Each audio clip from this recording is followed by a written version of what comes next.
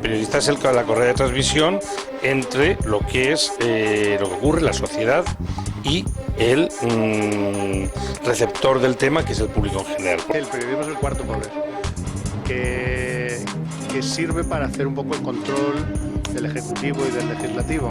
Hay una autocensura por parte de los redactores tremenda, por miedo. Todos tenemos unas ideas diferentes de las verdades oficiales. Creemos que hay otras verdades que no se han contado. Hay muchas cosas que no se han contado. Pensamos que era una cosa de broma, que aquello no podía ser normal y que aquello no era real. El periodismo hay que estar en la calle. Yo quiero pensar, a lo mejor es un deseo más que una realidad, que el periodismo impreso no va a desaparecer. Los políticos son malos porque los periodistas son malos. Y un mal político necesita también un mal periodista. La cultura nos hace libres, ¿no?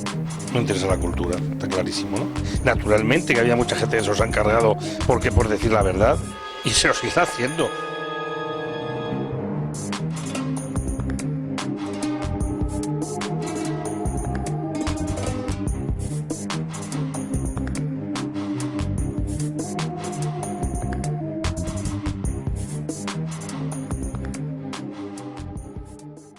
A mí el periodismo me parece que es algo que tiene que nacer de la artesanía y tiene que salir de uno mismo. Creo que el periodismo es buscar una noticia, elaborarla, investigarla. Pero además debe ser algo más. Puede saber lo que tiene que informar y cómo tiene que informar. O sea, el periodista no es un ser anónimo ni nulo, que solamente coge y cuenta lo que está viendo y lo cuenta tal cual. No, debe de contar algo con un criterio, de tener un criterio para saber cómo de informar y sobre todo de conocer quién es el potencial destinatario de esas noticias. De esas fechas tengo recuerdos. Quizá los peores recuerdos son los del golpe de Estado. Buen recuerdo de la muerte de Franco, porque supuso un cambio y una evolución, como antes decía, fue el olvidar la televisión de la dictadura, que estaba totalmente controlada, mediatizada y censurada, y un aire de libertad. Del 23F tengo malos recuerdos porque tuve a un capitán en mi despacho apuntándome con una pistola y eso no es nada agradable, y sobre todo desde el punto del periodista tener a unos militares en un despacho y tener a unos militares en una redacción apuntándote con un CEDMET, desde luego es lo último que yo querría haber vivido, y sin embargo lo tuve que ver por desgracia. Yo estaba trabajando, yo entonces era jefe de misiones en Prado del Rey. Primero no me lo creía. Después, como veíamos las imágenes en circuito cerrado, porque no salían al aire, se estaba grabando, empezamos a ver las imágenes de aquellos guardias civiles disparando con la ametralladora dentro del hemiciclo. Empecé ya a preocuparme. El problema es que estando trabajando no te da mucho tiempo a hacer un análisis de qué cosas van a ocurrir o qué cosas van a pasar dentro de media hora o una hora, ¿no? Pero sí fui consciente de que algo grave estaba ocurriendo, sobre todo por lo que se veía. Era increíble que unos guardias civiles entren en el Congreso y disparando y haciendo que los diputados se tiren al suelo. Pero bueno, así ocurrió. Lo que pasa es que de ese día, luego todo lo que ocurre después, tengo muchas ideas encontradas de cosas que pasaron y que no se han explicado bien. Yo creo que en la historia del periodismo hay muchos libros escritos y tengo muchos compañeros que han escrito sobre esto y he hablado con muchos de ellos, y todos tenemos unas ideas diferentes de las verdades oficiales. Creemos que hay otras verdades que no se han contado. Lo viví muy directamente. Yo trabajaba en Radio Nacional, trabajaba además en el espacio España a las 8, que entonces se llamaba Hoy en España, España a las 8, empezaba a las 6 de la mañana y terminábamos a las 9:05. Pensamos que era una cosa de broma, que aquello no podía ser normal y que aquello no era real. Pero claro, desgraciadamente en pocos segundos nos dimos cuenta que era real y muy real. Yo me fui corriendo a mi casa, me cambié y me ofrecí a irme a Prado del Rey. Dice, no sé si te van a dejar entrar, porque Prado del Rey estaba tomado. Entonces era la única televisión que había en España, 2 canales, pero era la misma televisión, y entonces tuvimos que entrar, pasar unos controles, yo quedé con otro compañero que también libraba, y me fui con él en su coche, porque no tenía coche, y entonces nos fuimos allí. Nos dejaron entrar, pero sí es verdad que yo recuerdo que en el estudio teníamos militares, y no, miento, teníamos Policía Nacional que estaba vigilando por todos los sitios, y militares. Un cuartel que está al lado, que era un cuartel de transmisiones, había tomado Radio Televisión Española, y llegó luego la Policía Nacional para de alguna manera controlar el tema. Verdaderamente aquello fue una confusión tremenda, entonces yo lo que me dediqué a hacer es una cosa tan simple y tan tonta como llamar a gente famosa a ver qué opinaban de aquello, porque estábamos haciendo programas especiales. Y yo seguí en Prado del Rey durante todo aquel día, y al día siguiente me fui por la mañana, entonces pasamos por el Congreso a ver si nos dejaban pasar por allí, vi aquello un poco cómo estaba el tema. Ya habíamos escuchado el discurso del rey, ya habían pasado tal, y empezaban a salir por las ventanas del Congreso algunos de los guardias civiles que se estaban marchando, que estaban desertando de alguna manera de aquella toma que había hecho el teniente coronel Tejero. Bueno, fue una situación tremenda. Luego participé, por supuesto, tanto como informador como ciudadano, en las manifestaciones, concretamente la que se hizo por ahí, que se llegó hasta el Congreso, y lo viví de esa manera. Eso es como yo viví aquello. Viví, francamente, con miedo, porque hubo miedo. Sería ridículo decir lo contrario. Y además, pues lo viví muy en primera fila, con lo cual lo viví con miedo. Yo hubiese preferido que se hubiese hecho un programa de investigación más profundo y no una broma, porque en definitiva de lo que se trataba, hacer una broma. Jordi Évole se ha justificado diciendo que él lo que pretendía era denunciar que los archivos están cerrados. Bueno, pues no hagamos la broma. Empecemos por denunciar que los archivos no son accesibles, y entonces eso es mucho más interesante que hacer una broma. Involucrar además a periodistas como Onega o como Gabilondo, que se presten a ese juego, yo no lo entiendo mucho. La viví muy de cerca. ¿Por qué? Porque yo entonces dirigía el programa regional de Madrid. Logramos conseguir, después de que todas las autonomías tuvieran una emisora regional de Radio Nacional de España, logramos que Madrid no tuviera una emisora, y tuviéramos una programación especial dedicada solamente a la Comunidad de Madrid. Por ese motivo y por otros motivos anteriores, yo había tratado al profesor Tierno Galván bastante. Hicimos una entrevista enorme, porque hicimos un truco para poder justificar hacerle una entrevista larga que nos contara toda su trayectoria y toda su vida. Pues un truco, siempre en esto del periodismo hay que buscarse trucos. No le podíamos decir una cosa, porque aunque el hombre era muy inteligente y sabía que lo que quería era una necrológica suya, porque el hombre estaba ya muy tocado, hicimos un concurso que de alguna manera era muy fácil de ganar. Es que la gente llamara a la radio y dijera quién era el personaje del año. Hicimos una entrevista larguísima con él, la emitimos entera. Fue emocionante, porque yo recuerdo que estábamos en su despacho entrevistándole.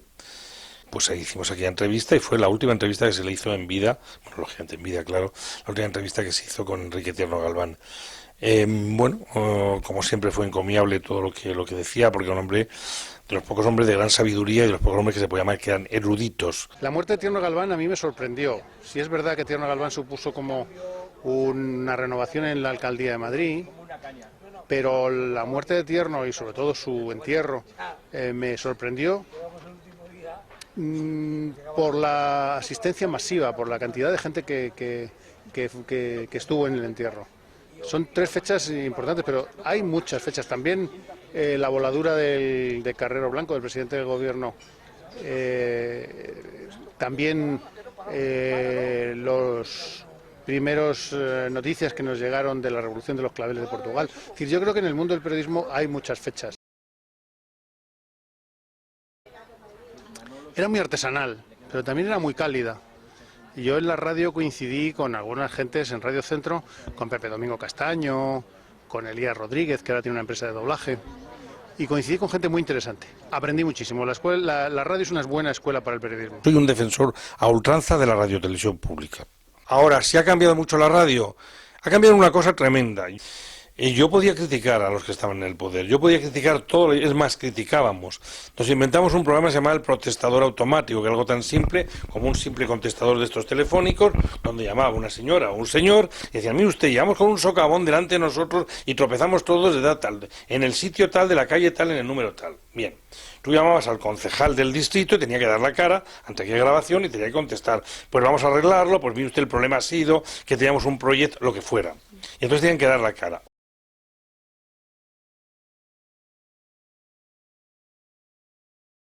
Yo defiendo mucho la televisión pública, porque esa sí que es un servicio a los ciudadanos, o debería ser un servicio a los ciudadanos, pero la aparición primero de las autonómicas y luego de las privadas, primero con Antena 3 y luego con Telecinco, supuso un poco revolución en las formas de hacer televisión. Es decir, la televisión pública siempre tenía un estilo un poco antiguo, heredado de la época del franquismo, y supuso un cambio de mentalidad. Y precisamente creo que eso es lo que está ocurriendo ahora mismo con el periodismo.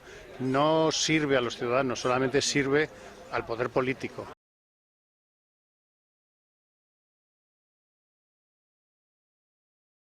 No solamente está mediatizada la información por el poder del gobierno de turno, sino que está mediatizada por los poderes fácticos, los bancos que mantienen los periódicos, los grandes pools editoriales que mantienen los periódicos. Entonces, lógicamente, estamos mediatizados. La información está siempre condicionada primero por las empresas periodísticas, porque las empresas periodísticas no son ninguna libre, todas dependen de sus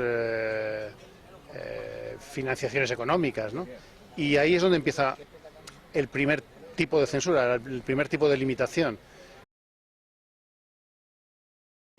Internet puede ser una herramienta y puede ser algo útil, pero lo que no se puede dejar y confiar todo es al mundo de Internet. Es decir, ahora se hace un periodismo en donde no se investiga. Buscar la información es perseguirla. En Internet no se persigue la información, te viene hecha. Y eso también es un peligro. En este momento es que además lo haces tú con tu aparato, sin ningún problema, es que mandas las cosas sin ningún problema. Y se han facilitado mucho los medios a nivel técnico. Ahora, a lo mejor falta imaginación por eso también.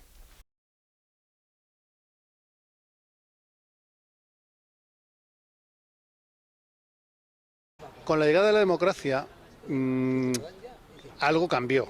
Un poco más de libertad, hubo mucho más creación artística. Los años 80, la década de los 80, los 90 fue una época floreciente de la televisión. Pero, lógicamente, siempre el poder político intenta influenciar, desde mi punto de vista equivocadamente, porque yo creo que al poder político no necesita la televisión para convencer a los ciudadanos. Pero en España, por desgracia, es muy corriente que el poder político interfiera dentro del mundo de la televisión para que sus ciudadanos estén ahí domesticados. No, ¿qué va? No, en estos momentos las dos profesiones peores, yo desde luego lo tengo claro, es político y periodista.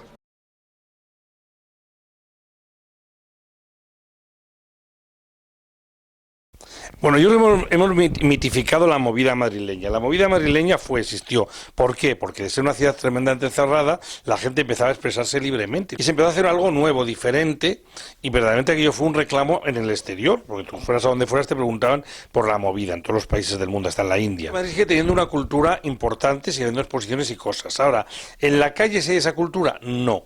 ¿Si hay aquellos movimientos? No. Hay dos factores. Es verdad que la administración no ayuda mucho, bueno, no ayuda absolutamente nada. Al revés, pone trabas. Pero luego es verdad que también un poco es cosa de la sociedad. Aquello surgió espontáneo. La sociedad en este momento está dormida. A mí lo que me aburre de este país es que está dormido. Este es un país para salir a quemar calles. Es un país en este momento, tal como está la situación, para empezar a pegar palos por ahí y quemar calles. Madrid es una ciudad muy viva. Y Madrid es una ciudad en donde el mundo de la cultura se renovaba y se actualizaba cada día. Y había muchísima actividad.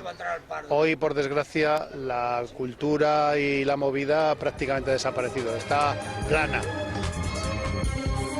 No os desaniméis, el momento es muy malo, habéis elegido el peor momento, pero eso no es culpa vuestra. Ahora, tenéis que tener, sobre todo, ser creativos, tener imaginación. ¿Vale todo? No, valen cosas que no perjudiquen a terceros y cosas donde evidentemente no se juegue con terceras personas. Eso sí vale. Ahora, en el momento que tú estás anteponiendo tus intereses periodísticos a cualquier otra cosa, no. Hay una deontología que hay que cumplir y creo que eso hay que ser exquisitos en ese tema. Lo más importante es tener ilusión. Sin ilusión el periodismo no existe. Sin ganas de buscar datos, sin ganas de perseguir la noticia, el periodismo no es nada.